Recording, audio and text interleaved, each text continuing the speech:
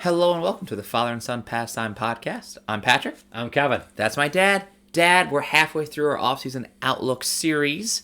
We're taking all the MLB trade rumors, little articles and putting them into videos that are watchable.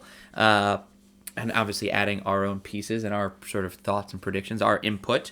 We're going to go to the AL East now. We just finished up all the NL teams. We're going to start with Boston. We're going to start with what I'm wearing. Pokey Reese.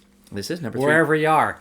Yes, Pokey Reese. Probably somewhere in Ohio and near Cincinnati is my guess. I think he's in South Carolina. No, we'll find out afterwards. Okay. I bet he's still in Ohio somewhere. Okay. We'll talk about Red Sox. They also play for the Reds. But we're not talking about Pokey Reese because he's not on the Reds. But we are going to talk about the Red Sox needing a second baseman. Maybe they do need like a style of Pokey Reese. It's all coming together. We are just recording this on the 27th where they just signed Michael Wacha. I still think they could sign an additional pitcher. And bullpen pieces. Definitely bullpen pieces for sure, but I'm going to go with Bobby Dahlbeck is good enough at first. I think we will not sign a first baseman. Interesting. I think the money goes to second base, pitching, and bullpen. We'll see. I think the bullpen's the biggest need, but replacing Eduardo Rodriguez, I hear it's someone like Michael Wacha, but I think we still need a bigger risk. I'll get a little hint about that with the word risk. Michael Wacha can go long relief as well. Correct. That's what I'm saying. It's not a guarantee he's a starter for us you next read year. it into his background. He can go either direction. Nice piece to pick up. He's been in the playoffs. When he was good, he was very good. Mm-hmm. So I think you got to look at him saying, okay, how many innings can he go? Yeah. Off-season outlook, this is not necessarily a hole, but I would love to see a Devers and a Kike extension as well. I think Devers especially needs one.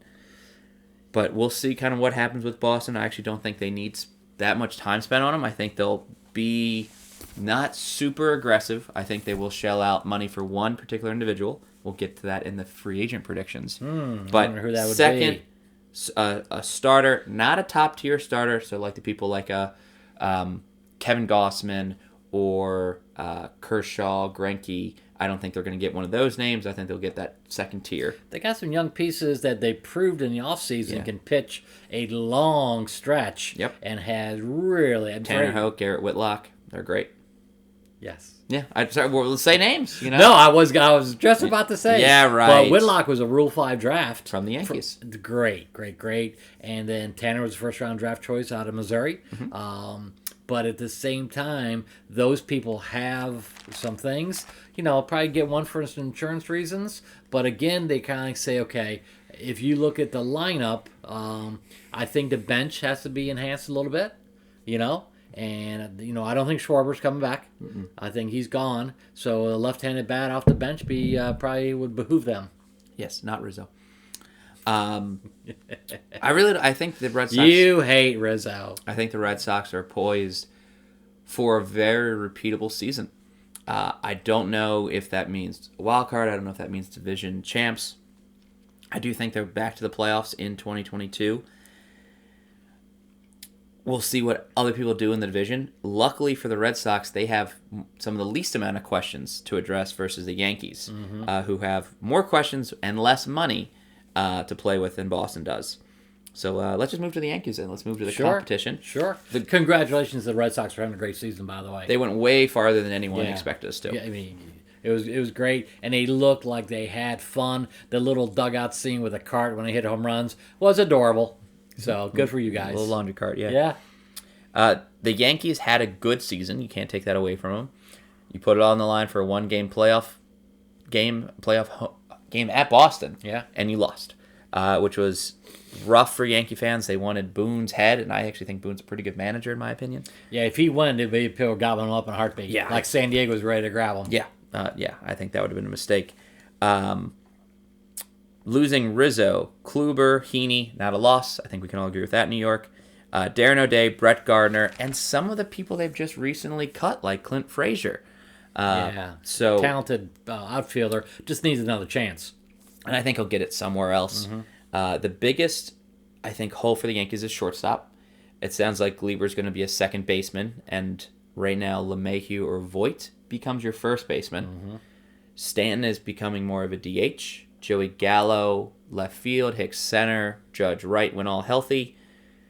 but shortstop is a big hole. Possibly upgrading catcher in some regards, although that's always a link. I think they need a starter. I think they need some bullpen pieces too. Just what they get a hold of, what they're able to afford. It could be a very successful offseason for New York, or it could be a big miss. Very well said. I think what they're going to do is say, where can we trim to get some money? Because I think the gentleman they're going to sign is going to take a little bit of money. They're in competition. Let's say, there's 5 shortstops out there. They're going to get the one that I think can best fit that ballpark. It's going to cost them a little bit of money. Then they're going to say, okay, now how we do to balance the books and everything. But yeah, I mean, getting that shortstop should help their lineup.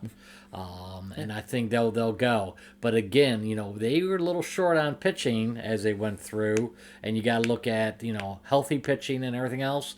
They traded away a lot of the pieces of their farm system. But they still have a good one, but they traded away a lot. So we'll see what happens. But I think the Yankees, in my opinion, are third in that division. And let me also say one thing about the Yankees. Their current lineup with no additions is still scary. Oh, I agree. If they make not a single signing, they're still a plus 500 team. They're still going to just trounce the Orioles. They'll win series against the Red Sox, Rays, and Jays. In their current lineup. Physically, they might be the most imposing team in baseball. They still are a great baseball team. It's not enough for Yankee fans. I think we know the New York market that if this, right now, what they presented is their opening day lineup, not going to happen. Yeah. But they're still an imposing force just right now. I think we do see the Yankees do better next year. I think we actually see the Red Sox do better as well. I think the Rays, which we'll transition to next, are actually your biggest drop. I agree. You know what? We're 2 baseball experts at this point. I mean, why would we not agree? Yeah, I have Tampa in 4th. I think that makes sense. I think Tampa Bay is a strong 4. I think if, again, you move the Red Sox, Yankees, Blue Jays, or Rays into the AL or NL Central, you got a playoff team. It's just a really competitive division. The Rays obviously have the Rookie of the Year, Randy Arozarena, who's just phenomenal. Wander Franco got an 11-year extension, shortstop for their whole future. Who's the last time we saw somebody 20 years old get an 11-year contract? What was Acuñas? Acuñas was a large contract. He was like 21. But it wasn't 11 years. I think it was 10. Okay. Yeah, he's with the Braves for a while. Yeah. But yeah, they're right. It's a big risk that early. I hope he pays out. I mean, he's a great player, but we only saw a small sample size. That's my argument. Yeah, defensively, he's pretty good. So big thing for the Rays is Glass now is going to be out pretty much all year, if not 100% all year. Then you have just a bunch of kind of rookies who performed well this year, but there is a sophomore slump, and I don't know if you can expect for McClanahan, Boz, Patina, Rasmussen to all be dominant. I think that some will find their way, like McClanahan and Boz. Yeah.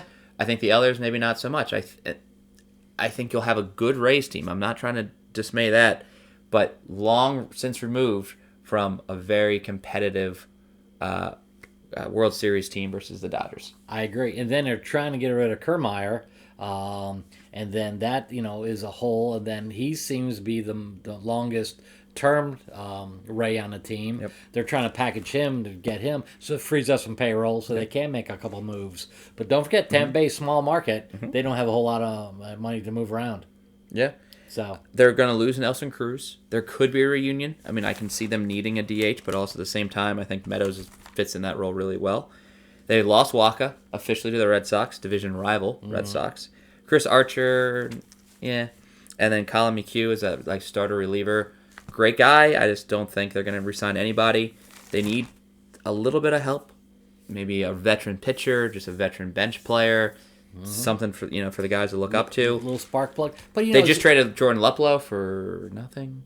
Think about it. Every year we kind of say the same thing about the Rays, and they end up in first place. I know, but at some point they got to be bad again. I know, but they surprise everybody when they start off, and they start off strong, and they just continue. They were in first place a good bit of this year. The Rays are good. The Rays going Ray. I know we say that often on this podcast. I don't think so in 2022. I agree. I think they fall down a little bit. Yeah. I think it's a team that's going to be even stronger. Blue Jays is the clear lead-in. Thanks, Dad. It's okay. I'm here to help. Blue Jays, giving Jose Barrios that extension, great trade. One of the more underrated trades of the trade deadline of the last July. They're going to probably lose Semien. I don't think they have enough cash, nor Do they really have an opening for him? I think Biggio becomes a second baseman. He'll end up in that division. Oh, we'll talk. You mean Simeon, not Biggio? Yes. We'll talk about that. Officially lost Steven Matz. Robbie Ray, I don't think they have enough cash for. Joaquim Soria retired. And then a few relievers, Rafael Dolis and David Phelps. Maybe they'll come back, but that's not going to be a big difference. Jordan Romano is a great closer, really young. Has some great future there. It's a young team. They'll have a full year of a healthy Springer. Bichette, Biggio, Guerrera. Again, Manoah. I mean, Alex Manoah. Let's talk about him. Yeah. Phenomenal pitcher. I still think they'll be linked to maybe a pitcher or two. Big man, by the way. Oh, yeah. The Blue Jays, great team. They're home for the whole season now. They're not splitting time in Buffalo and all that. Yes. So I'm just saying, I think it's about time the Blue Jays get to the playoffs. I'm with you. They made a nice push at the end. They're another team that came just a couple games away from contending for the wild card and everything. Yeah. I think their future is very strong. They're going to get better. They got a good farm system. They draft exceedingly well. I can see them challenging, and I can see them, it might be a 1-2-3 in the East, by 10 games or less to separate the top 10 teams, but it should be a real competitive division. I look forward to seeing the Blue Jays improve. I think it's an exciting club. Yeah. Now let's move on to the least exciting club in the AL East and the least exciting club in all of baseball, the Baltimore Orioles. If anyone thinks the Baltimore Orioles will make the playoffs, have a winning record, bet against them. Bet any amount of money, because they won't. Who knows when they'll be competitive, but not this year. If you are a big reader of rumors, you're on Twitter, follow us on Twitter at Pastime Podcast _. You've seen that John Means and Cedric Mullins are available in trade talks, which is, talks are different than fact.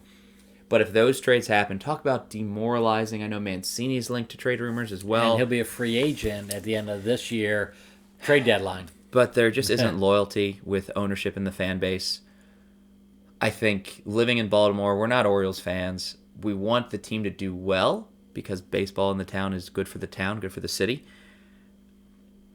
You don't have an infield right now. You got too many people trying to be a first baseman. And then you don't have quality players at second, short, or third. Not a single one of the, if you go to the Orioles depth chart right now, the second, short, and third are not major leaguers. I know they are, but they're not a starter on any other team but the Orioles. Yeah. Decent outfield. Obviously, the excitement for the Orioles is Adley Rutschman probably going to be the opening day starter as a catcher, if not a May call-up. All depends on the CBA. Right. And regardless, he'll be up in 2022. It's just a matter of when.